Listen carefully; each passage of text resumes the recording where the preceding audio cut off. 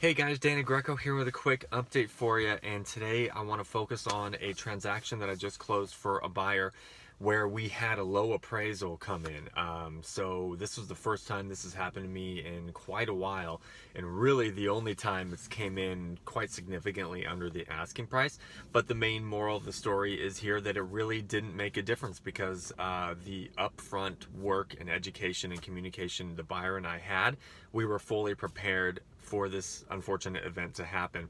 And so the backstory was we had a property that we had targeted, and the list price was in the mid 400s. Now there wasn't a lot of great comps in the area, and those that were better comps were really topping out kind of around the listing price. Now, granted, our subject was a superior home to this. So I had told him, I think the top end for this home is probably around 500,000. So we're looking at a good, 10% cushion there from where the home's listed at to what the maximum of that market value is for. But knowing how insanely competitive this market is, we knew that we would likely have to be much higher than that. So long story short, we ended up getting our offer accepted, and it was at 530,000. And granted, we were not the highest offer either. So we got our offer accepted because we could cover a low appraisal and that sort of thing. So again, you don't have to be the highest price offer to win in this market.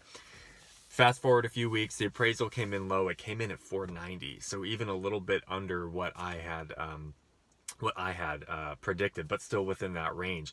But this really, why this sucked, obviously this was a very unfortunate thing for the buyer. It didn't derail us, because when I went through that conversation with them on what the home is worth, what it would take to be competitive, and what we risk in doing so, I had already laid out the groundwork for what could happen in this worst case scenario. So when that time came, sure, it was unfortunate that the buyer now had to bring in extra money to close, but it was really one of the more shortest and easier conversations I've had with a client, because I had already done that homework, that heavy lifting up front. I didn't have to have that uncomfortable conversation after the fact. So again, it's just if you prepare for these things, if you educate and you're aware and you understand all the consequences of what could happen, it really helps in keeping the ship on the right track. So anyway, I'll have more updates here soon.